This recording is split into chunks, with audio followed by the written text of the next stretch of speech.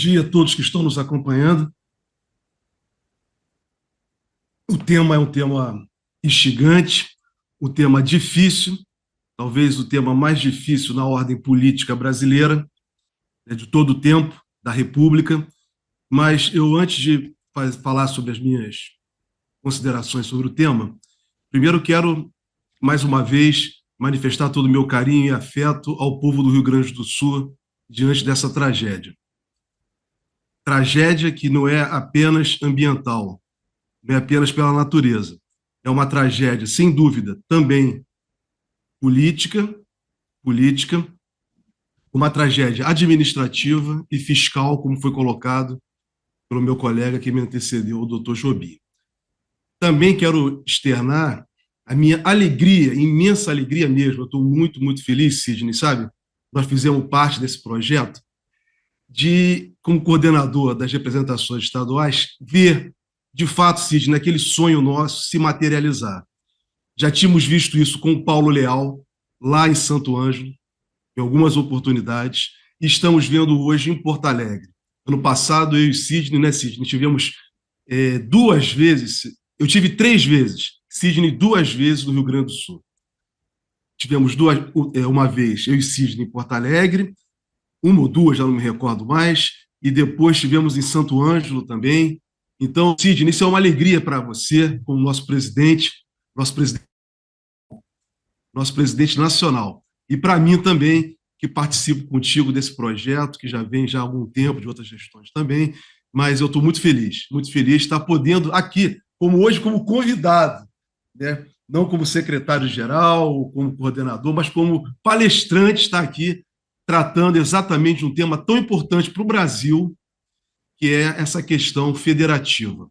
E mais, diante dessa tragédia que aconteceu no Rio Grande do Sul, e que eu volto a dizer mais uma vez, né, que não é uma tragédia meramente, não é uma tragédia apenas ambiental, não foi um fator da natureza, é um fator da natureza, sim, o que ocorreu, mas também, sem dúvida, né, tivemos graves problemas, assim estamos constatando, problemas de ordem política, problema de ordem administrativa e fiscal. E aí vem o tema do federalismo. O Fábio já começa esse debate, né, e aí eu acho que 20 minutos seria pouco, Fábio, para poder falar, já questionando o sistema federalista brasileiro. Então, eu vou começar daí muito rapidamente, porque é importante para quem está nos acompanhando possa compreender as origens do federalismo brasileiro. O federalismo brasileiro que nasce com a Constituição de 1891. É quando o Brasil, ao se introduzir, um rompimento revolucionário, vamos colocar sobre essa ordem de rompimento, revolução no sentido de mudar uma ordem por outra. Saímos da monarquia, na qual todo o país, toda a estrutura do país, na monarquia era um Estado unitário, passamos para a República com o Estado federal. Ocorrem 2 rompimentos de uma só vez. Um rompimento com a ordem monárquica, introduzindo a República, e um rompimento de um Estado unitário para o Estado federal. Obviamente que se discutiu, sem dúvida, durante a formação da República, se o Estado seria unitário na sua organização política administrativa ou federal. Prevaleceu o projeto em que o Brasil seria um Estado federal. E aí, Fábio, entra um dos problemas mais sérios que nós temos até hoje. Por quê? Na verdade, o que prevaleceu nesse momento, em 1891, foi a família real portuguesa, em 1808, quando aqui chegou, conseguiu, pela força, pelo ferro e pelo fogo, conseguiu manter e fazer a unidade nacional, esse grande Brasil que nós temos hoje, exatamente por meio de um Estado unitário. Do Rio de Janeiro se governava todo o Brasil. E, com isso, debelando a família real portuguesa, debelando qualquer movimento emancipatório regional no Brasil. Tivemos diversas lutas, inclusive no Rio Grande do Sul. Então, então houve um rompimento de uma ordem unitária para uma ordem federativa. Quem perdeu nesse rompimento e quem venceu? Perdeu os que defendiam o Estado unitário e venceu o caudilismo. Essa é a primeira vitória efetiva do caudilismo, que nós chamamos no Brasil de coronelismo, na estrutura política brasileira, em 1891. Quando se introduzida a federação no Brasil, dois objetivos queriam os caudilhos, os senhores dos chamados grotões, que estavam fora do Rio de Janeiro do poder imperial e que lutavam contra esse poder imperial. Duas coisas eles conseguiram. Primeiro, demarcação de terras, eles passaram a ter, e poder de polícia. Instituir polícia oficialmente. Esse é o marco inicial do federalismo brasileiro. Assim nasceu a nossa federação. E diante de um embate anterior. Por isso que é importante nós compreendermos isso, porque isso vai ter reflexo exatamente em 1988. Travou para mim. Voltou agora? Está me ouvindo, Sidney? Vocês me ouvem? Agora voltou. Voltou. Vocês me ouvem? Não sei se para os outros, mas para mim, não sei se para os outros aconteceu igual. Eu travei? Para todos? Então eu vou prosseguir. Então, na verdade, esse rompimento com a ordem monárquica do Estado unitário tinha como dois objetivos, volto a repetir, para que caso eu tenha falhado na minha manifestação, na transmissão, dois objetivos fundamentais para o caudilismo, que foi a sua primeira grande vitória política no país. Poder de demarcação de terra, que é um poder gigantesco, e o poder de instituir polícia. E isso vai ter um reflexo, toda a República Brasileira vai passar exatamente por esse embate. Temos ou não temos uma república federativa efetivamente? Porque, apesar de termos uma federação, o poder central sempre atuou fortemente no Brasil. Melhor forma de registrar que durante o período republicano, também no primeiro rompimento do período republicano da Velha República, que é a partir de 1930, com a Revolução de 30, há uma intervenção nos estados.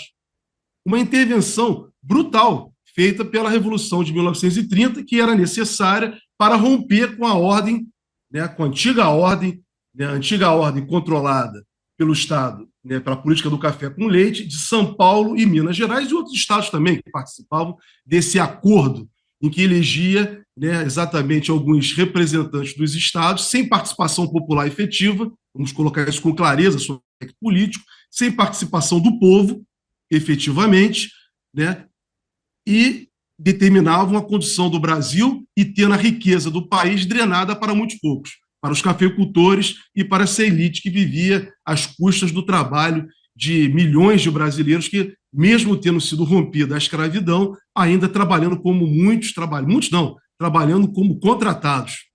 São chamados contratados, previstos no antigo Código Civil de 1916. Muito bem, em 1930, Vargas faz uma intervenção nos estados para introduzir um novo Brasil. Esse Brasil que nós conhecemos hoje. Esse Brasil que ainda está em formação. O Brasil que começa a romper com o Brasil do passado colonial, do passado monárquico, do passado da Primeira República, que é exatamente o Brasil agrário. Iniciarmos o chamado Brasil urbano e o Brasil industrializado, para dar início, passos para o nacional desenvolvimentismo. E nesse processo do nacional desenvolvimentismo, todos os estados do Brasil teriam que contribuir. Mas quando a gente fala em Estado, nós esquecemos, de uma maneira geral, que, na verdade, não é a instituição política Estado como um todo. Na verdade, esse processo do nacional desenvolvimentismo, que tem seu início a partir dos anos 30 e se intensifica a partir dos anos 50, o Juscelino Kubitschek, e que vai dar exatamente todo esse processo, nosso processo de industrialização, quem mais contribuiu para esse processo foi a classe trabalhadora brasileira. Foi um pacto, que eu, às vezes, passo quando eu entro na Justiça do Trabalho, eu não sou um advogado militante constante do trabalho, tem uma causa ou outra de algum cliente que o escritório que solicita, mas quando eu vou à Justiça do Trabalho, me causa muita perplexidade quando eu vejo lá a união do capital e trabalho. Na verdade, foi assim que foi introduzido no Brasil. A união do capital e do trabalho, mas sendo o trabalho pagando essa conta para o desenvolvimento do Brasil. A força dos nordestinos, a força dos gaúchos, a força do povo pobre e explorado do Brasil, porque a distribuição da riqueza não se deu na mesma medida no Brasil.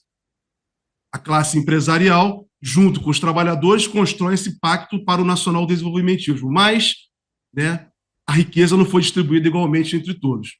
Isso se concentrou mais nas mãos, né, exatamente nas mãos dos empresários. O melhor exemplo disso que eu posso ilustrar, para quem possa nos compreender, e saindo da esfera do Rio de Janeiro, do Rio Grande do Sul, da região sul e sudeste, é, por exemplo, Tucuruí. Tucuruí no estado do Pará, por exemplo. Aquela hidrelétrica de Tucuruí, toda aquela energia gerada vem para o sul do Brasil, vai para São Paulo. Vai para São Paulo. Lembrando que toda a produção energética brasileira, toda ela, o Parque Fabril está em São Paulo, toda essa produção de energia não paga tributo. Não paga tributo, porque o gerador de energia não recebe, né? É isento, é imune, na verdade, é uma imunidade constitucional, né, que leva. Então, veja, são os estados, no caso do Paraná, né, que tem Itaipu, é o caso do Pará, é o caso da Bahia, é o caso agora lá de Rondônia, que produzem energia sem pagamento de tributos, né, que vai se concentrar em São Paulo, vai se concentrar no Rio de Janeiro, vai se concentrar nos estados mais ricos da federação. Então, há uma deformidade no Pacto Federativo Brasileiro, sem dúvida. E quando me digo que esse agravamento é em razão de uma política caudilista que existe no Brasil até hoje, prevalece no Brasil, eu quero dizer que a Constituição de 1988, em razão do fortalecimento até mesmo do caudilismo no país, impôs dentro do pacto político que os municípios passassem também a ser unidade federada no país. Hoje, os municípios, pela Constituição de 88, estão no mesmo nível da União, dos estados e dos municípios, cada um com as suas competências repartidas, definidas constitucionalmente, mas não existe ente superior, não há essa figura.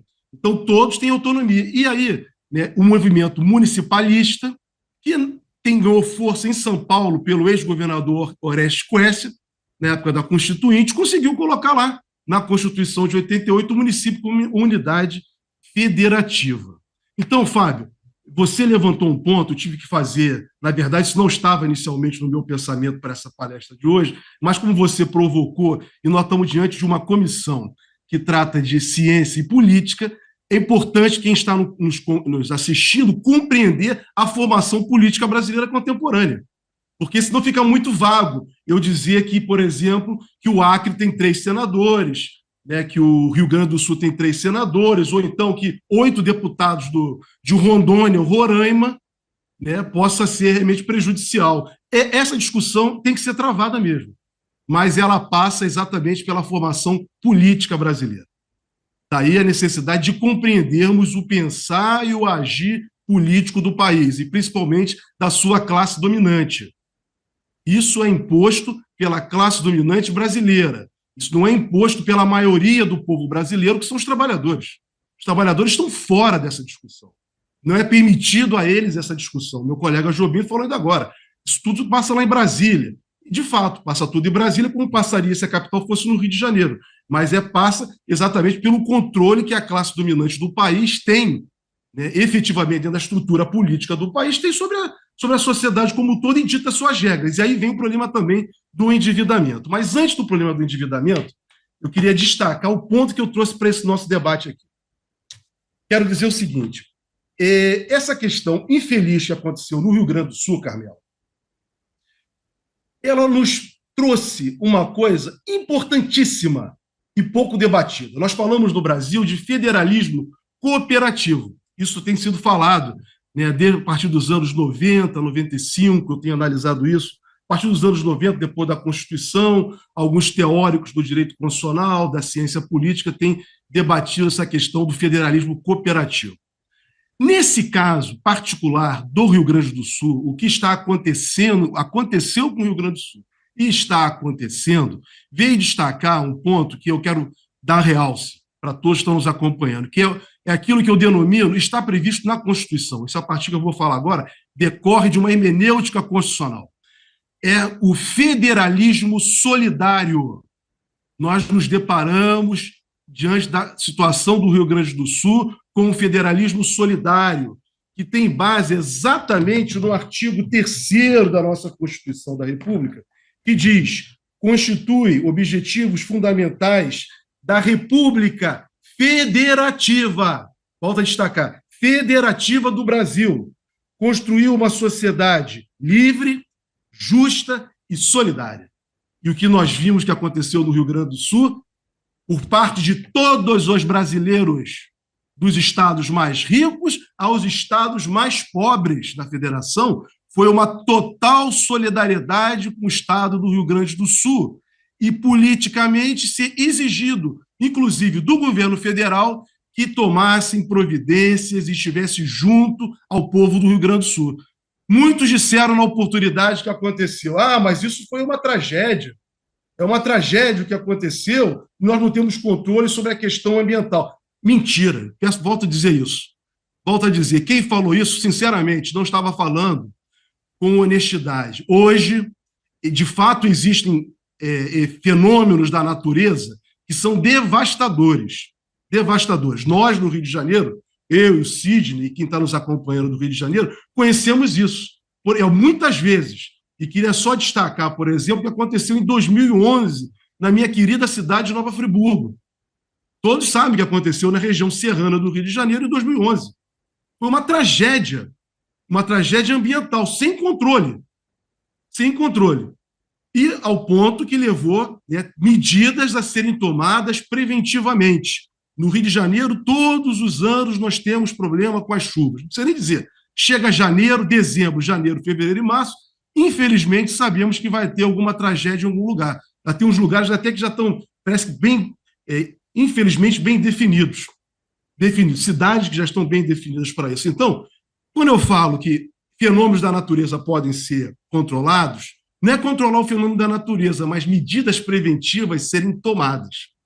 Porém, o que nós verificamos no Rio Grande do Sul e temos apurado, lido e escutado, principalmente de cientistas relacionados à área do meio ambiente, relacionados à área da engenharia, relacionados à área da geologia, é que me parece que ocorreu um descuido por parte da administração pública, do Estado e dos municípios. Quem diz isso são cientistas, laudos que foram elaborados e estão em debate com a sociedade como um todo. Então, por exemplo, a questão do rio, se estava lá, se tinha a proteção adequada, se havia bombas necessárias, isso tudo não é da natureza, isso é do homem, da administração. E aí vem o fenômeno contrário que eu falei do federalismo solidário. Esse federalismo solidário, que eu destaquei, que está previsto na Constituição, e está sendo tentado colocar em prática no Rio Grande do Sul, e volto a dizer, eu cheguei a ler algumas pessoas questionar, o doutor Jobim falou que o governo federal destacou 15 bilhões, que ainda não foram liberados. Não foram liberados porque, de fato, existem muitas amarras burocráticas causadas pelo sistema financeiro, orçamentário, que eu vou falar no segundo momento, logo em seguida. Muito bem, mas eu vi pessoas comentarem, políticos, inclusive, dizer que o governo federal agora vai dar toda a ajuda para o Rio Grande do Sul, vai fazer o... E quando acontecer alguma coisa no Rio de Janeiro, acontecer alguma coisa em Alagoas, vai ter que dar dinheiro também para eles, como deram para o Rio Grande do Sul? Olha só, olha o pensamento de algumas pessoas. Esse pensamento, infelizmente, é um pensamento que se contrapõe ao federalismo solidário previsto na Constituição. É o pensamento do egoísmo, é o pensamento neoliberal, é o pensamento de um Estado mínimo, é um pensamento de quem acha que Estado, que administração pública eficiente não é necessária. Entrega na mão do mercado, que o mercado vai resolver todos os problemas. Que as empresas privatizadas, elas são a solução, que a energia elétrica vai ser a solução, na mão da iniciativa privada, vai ser melhor do que com uma empresa estatal. O que o saneamento, como está na moda agora, vai ficar melhor na mão da iniciativa privada do que na mão da administração pública.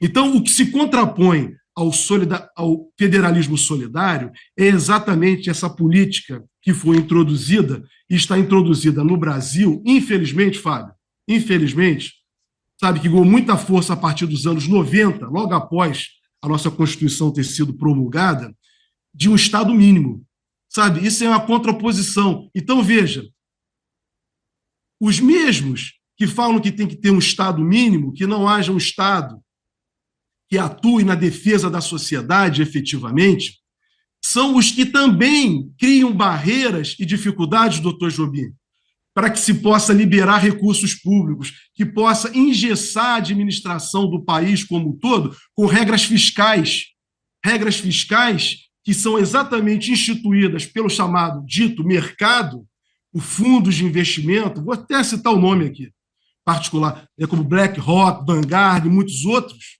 que isso é a política deles, essa é a política deles, e até destacando aqui, ao contrário do que alguns colegas, infelizmente, eu ouvi, né, e debati no Instituto, nós debatemos numa sessão plenária, alguns colegas a fazerem a afirmação, discussão do neoliberalismo não é discussão de direito. Como assim? O direito, ele perpassa necessariamente por uma discussão... Pois não? Por favor, 2 minutos para suas conclusões. Fábio, eu vou pedir mais 5 minutos. Eu acho que o ponto central é agora. Ok.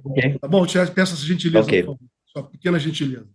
Então, o ponto é esse. Por quê? Esses que defendem, né, a questão do neoliberalismo é uma questão ideológica, sim. O direito é ideológico. O direito é o pensamento de uma classe dominante. O Estado é o direito é o Estado, porque é o pensamento da classe que comanda um país. Infelizmente, a classe que comanda o país, a classe dominante brasileira, aderiu a um projeto neoliberal e aceita com passividade que o orçamento do povo do Rio Grande do Sul, que do povo do Rio de Janeiro, que do povo do Acre, do Amazonas, da Bahia, do Tocantins, do Mato Grosso, seja confiscado para pagamento de uma dívida pública, e nesse ponto estou em total razão com o doutor Jobim, de uma dívida pública que sequer sabemos se foi paga ou não foi paga, que, para meu juízo, por levantamentos científicos já apresentados, muitos estudos apresentados, essa dívida não existe. Não existe. Ou seja, houve uma mudança, né, inclusive a partir do Plano Real, transferindo uma dívida externa para o endividamento externo com esses juros da dívida pública muito elevado.